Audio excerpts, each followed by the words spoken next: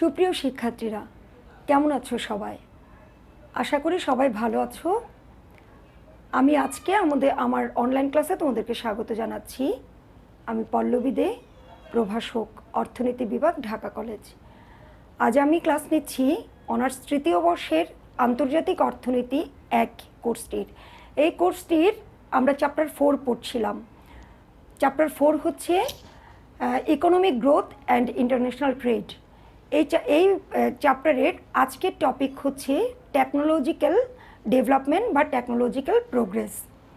এটির বাংলা হচ্ছে প্রযুক্তিগত উন্নয়ন। এটি সমসাময়িক খুব নতুন একটি কনসেপ্ট বা খুব ভালো একটি কনসেপ্ট। আমি বোর্ডে একটি চিত্র এঁকেছি, ছোট্ট একটি চিত্র দেখো তোমরা। এই চিত্রে কি দেখাচ্ছি, সময়ের পরিবর্তনে মানে চলমান সময়ে কস্ট ডিক্রিজ করে ক্যাপাবিলিটিকে ইনক্রিজ করা। অর্থাৎ এই চিত্রে আমি বোঝাতে চেয়েছি সময়ের পরিবর্তনে নতুন নতুন প্রযুক্তি এবং নতুন নতুন আবিষ্কারের মাধ্যমে উৎপাদনের উপকরণগুলোকে এমনভাবে ব্যবহার করা হয় যাতে কস্ট ডিক্রিজ হয়ে উৎপাদনের সামর্থ্য বা দক্ষতা বহুগুণ বেড়ে যায়। এখন এই যে কস্ট ডিক্রিজ হচ্ছে, ক্যাপাবিলিটিস ইনক্রিজ হচ্ছে বা উৎপাদনের সামর্থ্য বেড়ে যাচ্ছে, মাঝখানে মূলত কে কাজ করছে, কার ভূমিকা, সেটি হচ্ছে টেকনোলজি বা আমরা এখানে লিখেছি টেকনোলজিক্যাল প্রোগ্রেস, প্রযুক্তিগত উন্নয়ন। তাহলে আমরা সংজ্ঞাটা কিভাবে দাঁড় করাতে পারি? সংজ্ঞাটা হচ্ছে নতুন নতুন প্রযুক্তি বা নতুন নতুন আবিষ্কারের ফলে উৎপাদনের উপকরণগুলোকে এমনভাবে ব্যবহার করা হয় যেভাবে সময়ের পরিবর্তনের সাথে সাথে পূর্বের তুলনায় উৎপাদন বহুগুণ বেড়ে যাবে এবং উৎপাদন খরচ কমে যাবে। এই পরিবর্তনকেই বলা হয় টেকনোলজিক্যাল প্রোগ্রেস বা প্রযুক্তিগত পরিবর্তন। তাহলে এখানে মূলত টেকনোলজিক্যাল প্রোগ্রেসের সাথে খুব সামঞ্জস্যপূর্ণ একটি বিষয় হচ্ছে ইনোভেশন। ইনোভেশন কি? নতুন নতুন উদ্ভাবন। তোমরা একটু লক্ষ্য করলেই বুঝতে পারবা সেই মানুষের সভ্যতার পরিবর্তনের সাথে সাথে মানুষের বিভিন্ন আইডিয়ার চেঞ্জ হয়েছে, জীবনযাত্রার মানের চেঞ্জ হয়েছে, চিন্তা চেতনার চেঞ্জ হয়েছে। আমরা বলতে পারি শিক্ষা, স্বাস্থ্য, সামাজিক বিভিন্ন সামাজিক সূচক এবং অর্থনীতি বা উৎপাদন, অর্থনীতি, রাজনীতি এবং সমাজ বিজ্ঞান অনেক কিছুতেই নতুন নতুন ইনোভেশন এসছে। সবচেয়ে বড় উদাহরণ আমরা বলতে পারি এই যে স্বাস্থ্য খাত।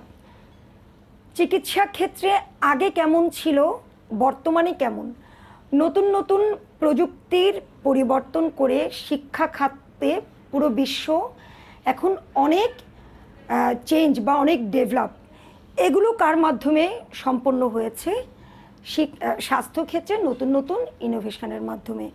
আমরা বলতে পারি এখানে আরও গুরুত্বপূর্ণ বিষয় কৃষি, শিল্প, বিভিন্ন সার্ভিস বা সেবা, শিক্ষা।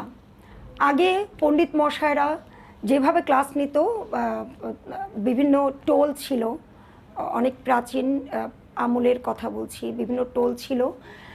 শিক্ষাগুরুরা অনেক সময়ের জন্য স্টুডেন্টরা শিক্ষাগুরুর কাছে যেত, ওখানে টোলে বসে পড়ানো হতো। আস্তে আস্তে আস্তে আস্তে দেখো তোমরা ঘরে বসেই এই অনলাইন ক্লাসের মাধ্যমে তোমরা তোমাদের প্রয়োজনীয় জ্ঞান, প্রয়োজনীয় মানে লার্নিংগুলো নিতে পারছো। তাছাড়া বর্তমানে জ্ঞান দেখো ছড়িয়ে আছে, বিভিন্ন জায়গায় নলেজ ছড়িয়ে আছে। ইচ্ছে করলে তুমি গুগল থেকে নিতে পারছো, ইউটিউব থেকে নিতে পারছো, বিভিন্ন টেকনোলজিক্যাল সামগ্রী ব্যবহার করে তুমি নলেজকে গ্যাদার করতে পারছো। এই পরিবর্তনগুলো কি? এই পরিবর্তনগুলো ইনোভেশন, তাই না? এই যে বিভিন্ন ইনোভেশনের মাধ্যমে কৃষি, আগে যেভাবে গরু লাঙল এগুলো দিয়ে চাষ করা হতো, কৃষিক্ষেত্র বিশাল পরিবর্তন আমাদের মতো দেশে এসেছে। নতুন নতুন অনেক কৃষি যন্ত্রপাতি আবিষ্কৃত হয়েছে, যেগুলো ব্যবহার করে মাড়াই থেকে শস্য আগাছা পরিষ্কার করা, শস্য উৎপাদন করা, মাড়াই করা, এগুলো সম্ভব হচ্ছে। অর্থাৎ প্রতিটা ক্ষেত্রে আমাদের নতুন নতুন ইনোভেশন সম্ভব হচ্ছে। এই চেঞ্জগুলো কি, এগুলোকে কি বলা হয়? এগুলোকে বলা হয় টেকনোলজিক্যাল চেঞ্জ বা প্রযুক্তিগত পরিবর্তন। তাহলে আমরা এই ইনোভেশনগুলো ব্যাখ্যা করছি, এই যে ইনোভেশনগুলো ব্যাখ্যা করছি, এই ইনোভেশনগুলো কি ঘটিয়েছে? প্রোগ্রেস ঘটিয়েছে, কস্ট মিনিমাইজ করতে আমাদেরকে শিখিয়েছে, এবং দক্ষতা বা সামর্থ্য, আমরা যেটা বলি দক্ষতা বা সামর্থ্য বাড়াতে শিখিয়েছে। যে জিনিসটি এগুলো শিখিয়েছে, সময়ের পরিবর্তনের সাথে সাথে যে জিনিসটি আমাদেরকে এগুলো শিখিয়েছে, সেগুলো হচ্ছে প্রযুক্তি বা টেকনোলজি। এই টেকনোলজি আমরা বর্তমানে অনেক বেশি ব্যবহার করছি বা দেখতে পাচ্ছি বাণিজ্যের ক্ষেত্রে। শিল্প বিপ্লব ঘটেছে, তোমরা জানো, এখন চতুর্থ শিল্প বিপ্লব চলছে। এটি একটি নতুন কনসেপ্ট তোমাদের জন্য। প্রথম শিল্প বিপ্লবে কি আবিষ্কার হয়েছিল? বাষ্পীয় ইঞ্জিন। দ্বিতীয় শিল্প বিপ্লবে বিদ্যুতের আবিষ্কার। তৃতীয় শিল্প বিপ্লবে কম্পিউটার, ইন্টারনেট, এবং চতুর্থ শিল্প বিপ্লবে নানা রকমের নতুন নতুন ইনোভেশন, যেগুলো সম্পর্কে তোমাদেরকে আমি একটু আইডিয়া দিব। এই বিপ্লবগুলো সংগঠিত হচ্ছে কিসের জন্য?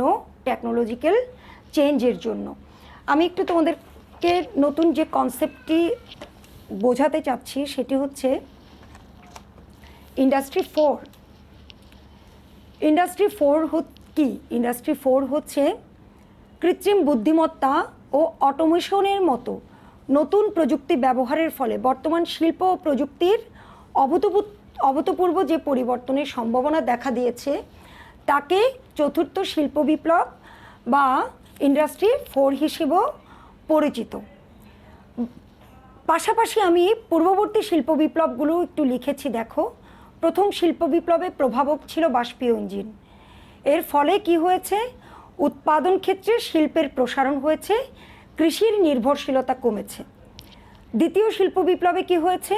মূল প্রভাবক ছিল বিদ্যুতের উদ্ভাবন এবং বিদ্যুতের ব্যবহার।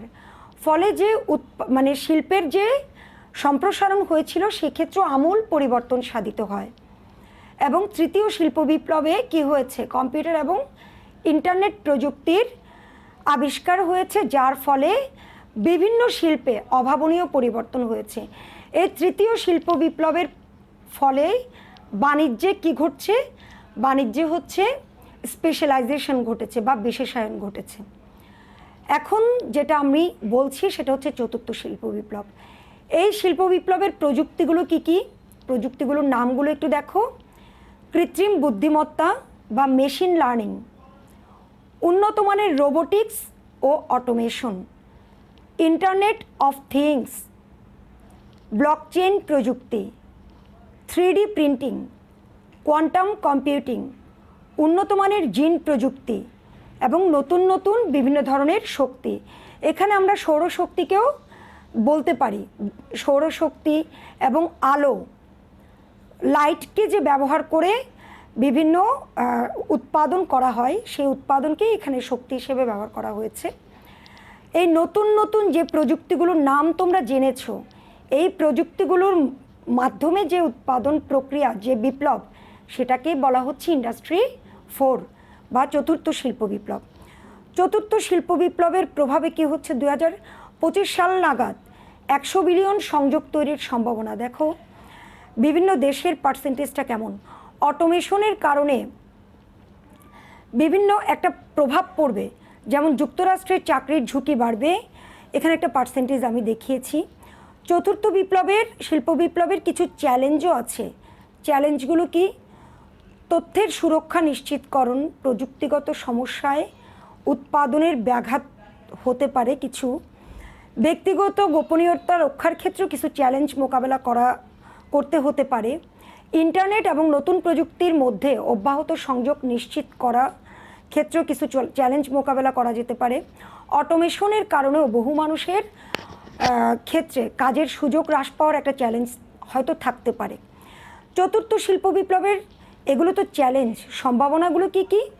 সম্ভাবনা হচ্ছে অটোমেশনের প্রভাবে কর্মক্ষেত্রে ঝুঁকি হ্রাস পাবে, উৎপাদন শিল্পে নিয়ন্ত্রণ বৃদ্ধি পাবে, স্বাস্থ্য এবং চিকিৎসা ক্ষেত্রে একটি বড় ধরনের পরিবর্তন আসতে পারে, বিশেষায়িত পেশার ক্ষেত্রে চাহিদা বৃদ্ধি পেতে পারে এবং সর্বোপরি সামগ্রিক জীবনযাত্রার মানের একটি পরিবর্তন হতে পারে। আমরা বলতে পারি জীবনযাত্রার মানের যথেষ্ট পরিবর্তন বা যথেষ্ট উন্নয়ন হয়েছে।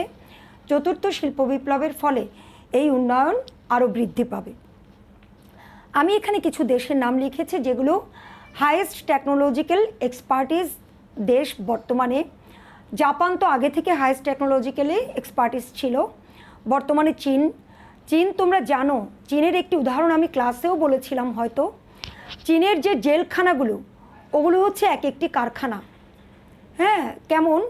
চীন হচ্ছে উদ্যোক্তা তৈরি করে, উদ্যোক্তা তৈরির কনসেপ্ট নিয়ে চীন আগাচ্ছে। চীনের জেলখানাগুলোতে যে কয়েদিগুলো থাকে তাদেরকে এক একজন মানে উদ্যোক্তা হিসেবে তৈরি করা হয়।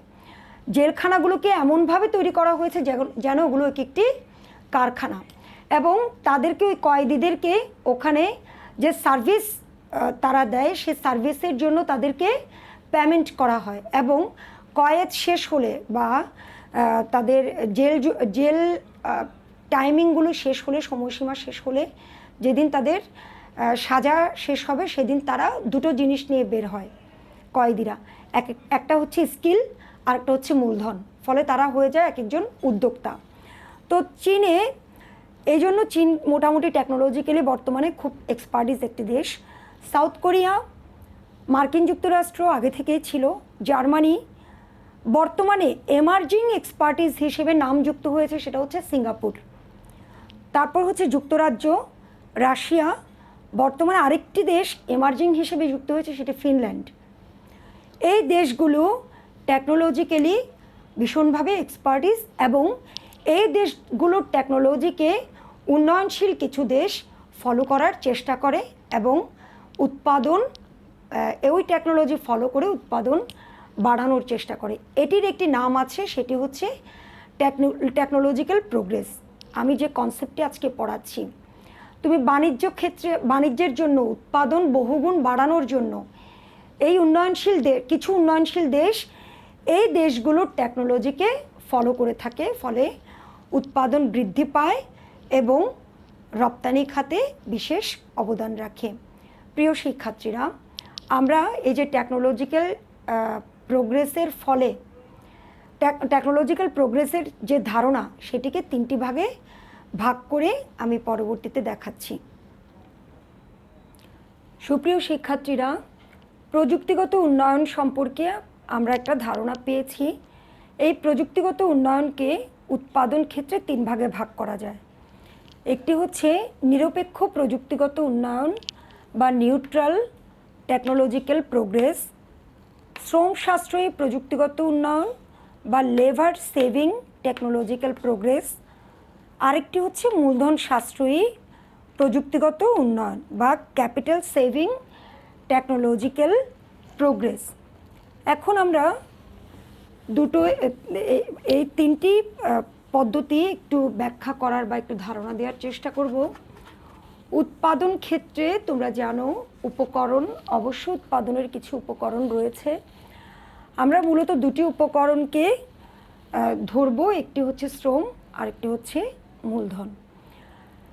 এখন উৎপাদন করতে কোনো বিশেষ উপকরণকে প্রাধান্য না দিয়ে দুটি উপকরণকে সমান অনুপাতে বৃদ্ধি করে যদি পূর্বের তুলনায় বেশি উৎপাদন পাওয়া যায়, তখন সেক্ষেত্রে সেই উৎপাদন পদ্ধতিকে বলা হয় নিরপেক্ষ বা প্রযুক্তিগত উন্নয়ন বা নিউট্রাল টেকনোলজিক্যাল চেঞ্জ।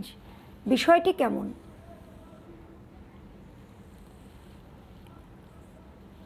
ভূমি অক্ষে শ্রম উৎপাদনের উপকরণ হিসেবে, লম্ব অক্ষে মূলধন দেখানো হলো।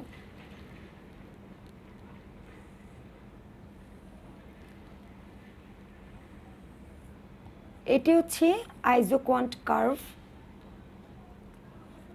শ্রমের পরিমাণ এল নট, মূলধনের পরিমাণ কে নট, এবং এটি হচ্ছে আন্তর্জাতিক দাম রেখা। দুটো উপকরণের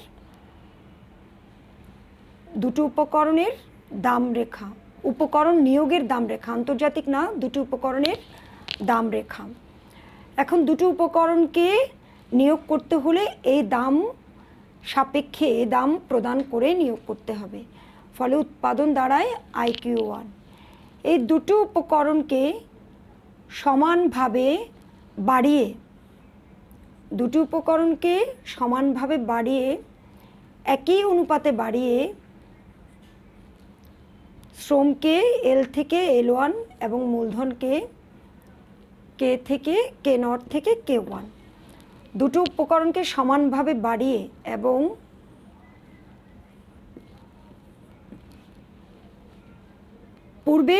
পূর্বের মতোই সমান দাম প্রদান করে যদি পূর্বের তুলনায় বেশি উৎপাদন পাওয়া যায়, তখন এই যে এটি একটি উৎপাদন বিন্দু, এটি একটি উৎপাদন বিন্দু, পূর্বের তুলনায় বেশি উৎপাদন পাওয়া যায়, মনে করি এটি 100 একক উৎপাদন হলো আর এখানে 200 একক উৎপাদন হলো। সময়ের পরিবর্তনে দুটো উপকরণের অনুপাতকে সমানভাবে পরিবর্তন করে যদি পূর্বের তুলনায় বেশি উৎপাদন পাওয়া যায়, তখন তাকে বলা হয় নিরপেক্ষ প্রযুক্তিগত উন্নয়ন। নিরপেক্ষ প্রযুক্তিগত উন্নয়ন কোনো দেশ উৎপাদন ক্ষেত্রে এই প্রযুক্তিগত উন্নয়ন পদ্ধতি ফলো করে উৎপাদন করে এবং বাণিজ্যে লিপ্ত হয়। আরও দুটি পদ্ধতি হচ্ছে, একটি শ্রম সাশ্রয়ী, আরেকটি হচ্ছে মূলধন সাশ্রয়ী। তোমরা নিশ্চয়ই চিত্রটি বুঝতে পেরেছ। এখানে আমি একটি সঞ্চারপথ তৈরি করতে পারি, এটি হচ্ছে উৎপাদনের একটি সঞ্চারপথ। এখন পরবর্তী যে প্রযুক্তিগত উন্নয়নের কনসেপ্ট, সেটি হচ্ছে শ্রম সাশ্রয়ী এবং মূলধন সাশ্রয়ী। এই দুটো আমি একটু একটা চিত্রের মাধ্যমে তোমাদেরকে ব্যাখ্যা করে দেখাবো।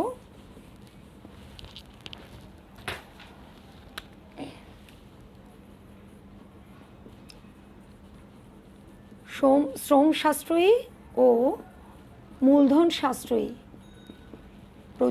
প্রযুক্তিগত উন্নয়ন, এই ধারণাটি কেমন? ঠিক একইভাবে ভূমি অক্ষে শ্রম, লম্ব অক্ষে মূলধন দেখানো হলো।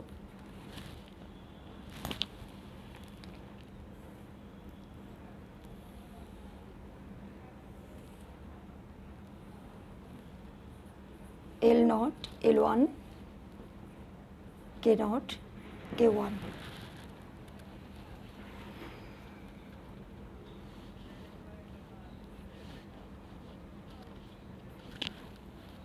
আচ্ছা,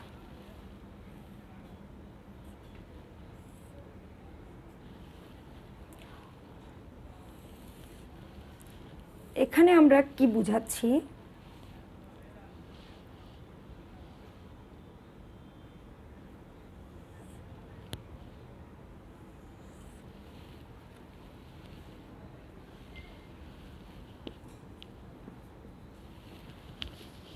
সুপ্রিয় শিক্ষার্থীরা, আমি এখানে একটি চিত্র এঁকেছি, দেখো। উৎপাদনের দুটি কৌশল অবলম্বন করেছি। একটিতে হচ্ছে শ্রম বৃদ্ধি করে মূলধন কমিয়ে উৎপাদন করার কৌশল, অর্থাৎ পূর্বের তুলনায় অধিক শ্রম নিয়োগ করে যদি মূলধন কম খরচ করে উৎপাদন করা যায়, সেটিকে বলা হয় মূলধন সাশ্রয়ী উৎপাদন কৌশল। তাহলে এটিকে আমরা কি বলবো? মূলধন সাশ্রয়ী প্রযুক্তিগত উন্নয়ন। এই মূলধন সাশ্রয়ীর আরেকটি নাম হচ্ছে শ্রম নির্ভর প্রযুক্তিগত উন্নয়ন। এটাতে মূলধন সাশ্রয় হলো কিন্তু শ্রম বৃদ্ধি করা হলো। তাহলে মূলধন সাশ্রয়ী এবং শ্রম নিবিড় প্রযুক্তিগত উন্নয়ন কৌশল। আর এই কৌশলটি কি? এই কৌশলটি হচ্ছে শ্রম সাশ্রয়ী এবং মূলধন নিবিড়, এই যে ই বিন্দু আর এফ বিন্দু, দুটি বিন্দু দুটো নামে আমি দাঁড় করিয়েছি, IQ1 IQ2। এই ই বিন্দু হচ্ছে শ্রম সাশ্রয়ী।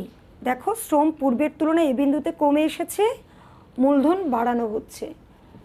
শ্রম সাশ্রয়ী এবং মূলধন নিবিড় উৎপাদন, প্রযুক্তিগত উৎপাদন। তাহলে এখানে আমি দুটো বিন্দু পাশাপাশি দেখিয়েছি। এই দুটো বিন্দুতে কি বোঝানো হচ্ছে?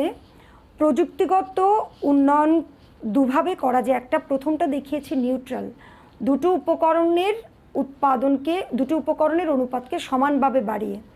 আর এখানে দুটো বিন্দু দেখিয়েছি, একটি বিন্দুতে শ্রমের পরিমাণ বৃদ্ধি করে যদি মূলধন কমানোর কৌশল অবলম্বন করি, সেটা মূলধন সাশ্রয়ী প্রযুক্তিগত উন্নয়ন, এবং অপরটি হচ্ছে শ্রম সাশ্রয়ী, যেটাতে আমি কম পরিমাণ শ্রম নিয়োগ করে যদি মূলধন নিবিড় উৎপাদন করতে পারি, সেটা হচ্ছে শ্রম সাশ্রয়ী প্রযুক্তিগত উন্নয়ন।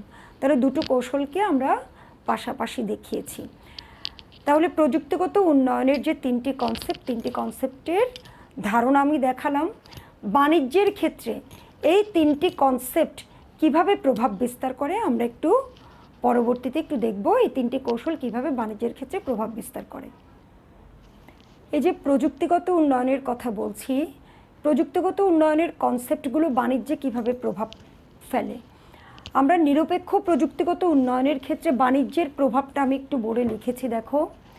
নিরপেক্ষ প্রযুক্তিগত উন্নয়নের ক্ষেত্রে যে দেশ যে দেশটি বিবেচ্য দেশের রপ্তানি খাতে বাণিজ্য হারের অবনতি হয়, আবার আমদানি বিকল্পন খাতে বাণিজ্য হারের উন্নতি ঘটে। যদি একটি দেশ নিরপেক্ষ প্রযুক্তিগত উন্নয়ন ঘটাতে চায়, উন্নয়ন ঘটানোর ফলে পূর্বের তুলনায় বেশি দ্রব্য উৎপাদন করতে পারে, সেই ক্ষেত্রে বিবেচ্য দেশের রপ্তানি খাতে কিন্তু বাণিজ্য হারের অবনতি ঘটবে, আবার আমদানি বিকল্পন খাতে বাণিজ্য হারের উন্নতি ঘটবে। কিন্তু আমরা অনেক সময় লক্ষ্য করে থাকি এক একটি দেশের বাণিজ্যের প্যাটার্ন এক এক রকম।